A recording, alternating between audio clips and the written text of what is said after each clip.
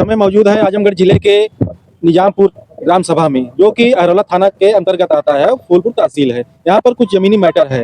तो सामने आप देख रहे हैं कि पीड़ित खड़े हैं, इनको डरवाया धमकाया जा रहा है। और क्यों डरवाया धमकाया जा रहा है, आइए इनसे बात करते हैं और जानने की कोशिश करते हैं। क्या नाम भैया आपका? सर जी, मेरा नाम संगम कुमार और मेरे पिताजी का नाम महाजन राम है। ये बताइए, आप जो फाइल लेके खड़े हुए हैं, जमीनी विवाद का मामला चल रहा है यहाँ पर, क्या बात है, किससे विवाद है? सर जी, मैं बता दूं, मेरा विवाद किसी से नहीं, कोई मेरे फ्रंट पे नहीं आ रहा है।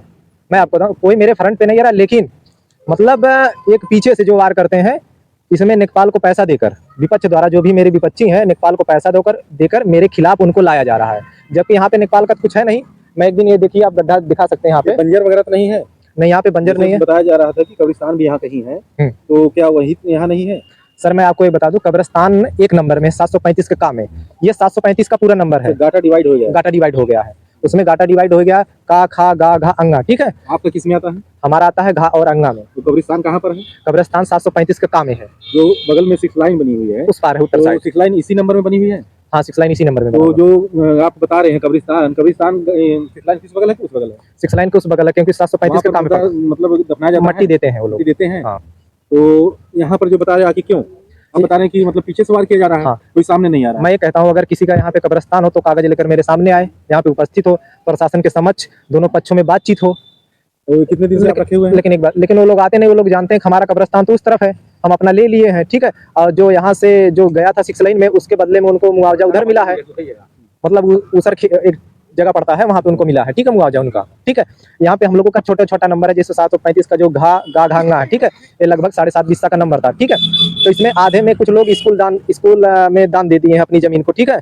और जो लोग दान नहीं दिए, उनका ही बगल में न रहेगा, आप स्कूल बगल में दिखा सकते हैं। आपके खानदान या मतलब जो परिवार है आपके अगल बगल में, सबकी जमीन एक ही पास है? हाँ, सबकी जमीन एक ही पास और रहेगी एक ही पास। में कारण है क्योंकि जो है 735 का जब घांगा में आधी जमीन में मतलब स्कूल बना है, तो आधी एग्जैक्ट वहीं पे रहेगा। बीच में रोड भी गया? हाँ, बीच में रोड भी गया। ये रोड बहुत पहले से है, जमीन में है। हाँ, जमीन में है। आपका गड्ढा जो खोद रहा है, आखिर क्यों रुकाया जा रहा है, वजह क्या हो रहा है? ठीक, तो यही मैं जानना चाहता हूँ नेकपाल महोदय से, ठीक है, कि आखिर जब मैं गड्ढा उसको मतलब खोद रहा हूँ, क्यों रोक रहे हैं, क्यों मेरे खिलाफ 100 नंबर बुलाए हैं, उनका यहाँ पर है क्या?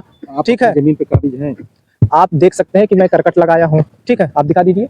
ठीक है, ऐसा ना हो कि मतलब आप दूसरे की जमीन पे काबिज हो या तब वो कह रहे हो। मैं ये कहना, लेकिन आप बता रहे हैं कि सामने कोई नहीं आ रहा है, कोई नहीं आता, मतलब हमारी जमीन है, हमारी जमीन तो नेपाल द्वारा आपको डरवाया धमकाया जाता है। और नेपाल के द्वारा हमको इतना धमकाया जाता है। एविडेंस है?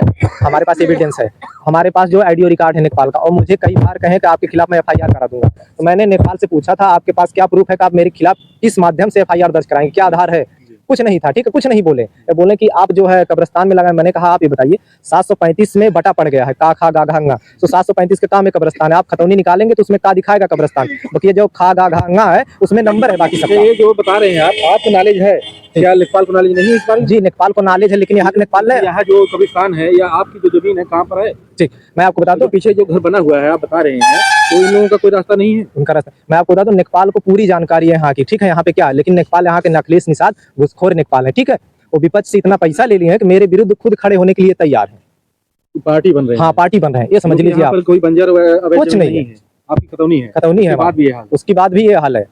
और जो है नेपाल कई बार बोले कि आप थाने आइए, बताइए इस राजस्व का मामले का निस्तारण तहसील में होता है ना, थाने में क्या आने की क्या जरूरत है? अगर किसी को आपके पास कोई प्रूफ होता है मुझे दिखाइए। अच्छा, यहाँ पर आके नेपाल फरमाइश भी किए थे आपका? हाँ, फरमाइश किए थे।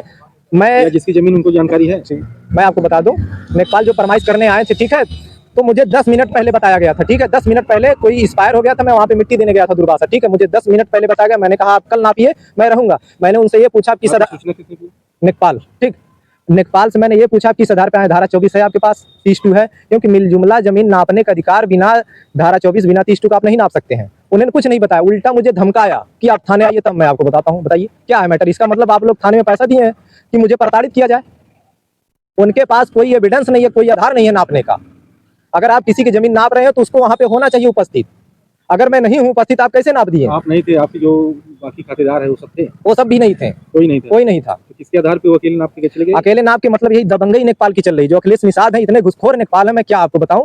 एकदम कोई बात सुनने को तैयार नहीं, ना तो नियम कानून से वो काम करता है व्यक्ति, ठीक है। उसको इस तहसील में रखने का अधिकार नहीं है। यकीन से आप कैसे? मैं आपको बता दूं, उसने मुझसे भी पैसे का डिमांड किया था। हाँ, पैसा मांगा था मुझसे करीबन जो 50,000 का डिमांड किया था, इसलिए कि आपको मैं जमीन दिलवा दूंगा यहाँ पे, ठीक है। जमीन दिलाएंगे जिससे कि आपको फर्जी दिला रहे थे आप ही मैं आपको बताऊं, मेरी ही जमीन बोला कि मैं आपको नाप के जो है एक साइड कर दूंगा। 50,000 का डिमांड मुझसे रखा था अखिलेश निषाद, ठीक है। इसके बाद मैं ये भी बता दूं, विपक्षी से जो पैसा लिया मेरे मामले में संज्ञान में आया है, 1 लाख रुपया तकरीबन लिए हैं, जो मेरे संज्ञान में मामला है, ठीक है। तब वो मेरे विरुद्ध आ रहे, नहीं तो उसमें उनका क्या है? आप सोचिए, उनका है क्या यहाँ पे? है क्या उनका यहाँ पे? मेरे खिलाफ क्यों 100 नंबर बुलाए? उनका है क्या? अगर वो 100 नंबर बुला रहे हैं तो उनको उपस्थित होना चाहिए, जवाब दे। आप अभी कह रहे थे कि हमको धमकी भी देते हैं। धमकी भी दिए हैं, कहे तुम्हारे खिलाफ FIR करा देंगे। हमने कहा आप किस लिए FIR कराएंगे? मतलब मेरा जुर्म क्या है? तो मैं अपना अधिकार ले रहा हूँ, मैं अपनी जमीन ले रहा हूँ, तो इसलिए आप मेरे खिलाफ FIR कराएंगे? ये क्या नियम कानून नहीं है क्या इस देश में? लेखपाल साहब कह रहे थे कि निजामपुर के मालिक हम हैं। हाँ, क्या सही है? निजामपुर के मालिक आप हैं, मालिक नहीं है, सिर्फ आप देख रेख करता है। तो जो भी बंजर GS, ठीक है, 132 लाइन की जमीन के आप सिर्फ देख रेख करता है, तो कोई कब्जा ना कर ले, ठीक है। मैं आपको बता दूं, पोखरी पे घर बना हुआ है तो नेपाल कहाँ गए हैं, ठीक है। बंजर में घर बना हुआ है, ठीक है, उस पे कोई एक्शन नहीं 132 लाइन की जमीन कब्जा की हुई है, ठीक है। मेरी खतौनी कोई एक्शन नहीं, कोई एक्शन नहीं। यहाँ पे नेपाल में बता दूं पैसा चल रहा है, इस तहसील में इतने भ्रष्ट लोग हो गए हैं। पोखरी पट्टा हुआ है कि वैसे बिना पट्टे की 100 पोखरी पे कौन सा पट्टा होगा? घर बन गया उस पे नेपाल की मर्जी से। ऐसा लेखपाल थे नहीं, कोई भी नेपाल हो, लेकिन नेपाल का मैं ये बता रहा हूँ जो लोग करते हैं, ठीक है, एक गरीब आदमी को प्रताड़ित करते हैं, उनका सिर्फ यही काम है, ठीक है। और मैं आपको बता दूं, न्याय के लिए अगर इस सरकार में न्याय नहीं मिलेगा तो दूसरे सरकार में न्याय तो करना उम्मीद बहुत नहीं मिलेगा, ये समझ लीजिए।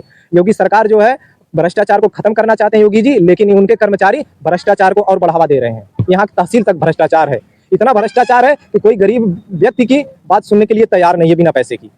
जैसे आप बता रहे हैं कि यहाँ सरकार जो है मौके पे वर्तमान, आप उनसे बहुत उम्मीद लगाकर बैठे हैं। जी योगी, पूरी जनता उम्मीद लगा के, मैं बता दूं, मैं भाजपा का एक कार्यकर्ता हूं, ठीक है। मैं भाजपा का एक युवा मंडल माहौल मंत्री में एक कार्यकर्ता हूं, बराबर उनके मीटिंग में जाता हूं, जबकि मेरी बात को नहीं सुनी जा रही। अब समझ लीजिए किस स्तर का भ्रष्टाचार है यहाँ पे। अगर आप उनके हाँ, कार्यकर्ता में हैं, उसके बाद अगर आपकी नहीं सुनी है तो आम जनता की क्या सुनी जाएगी? मैं यही तो आप बताइए। आप जब मीटिंग में जाते हैं वहाँ पे इस बात को डिस्कस नहीं किया जाता है? तो वहाँ पे डिस्कस किया जाता है, ठीक है। तो नेपाल को कई बार फोन भी जी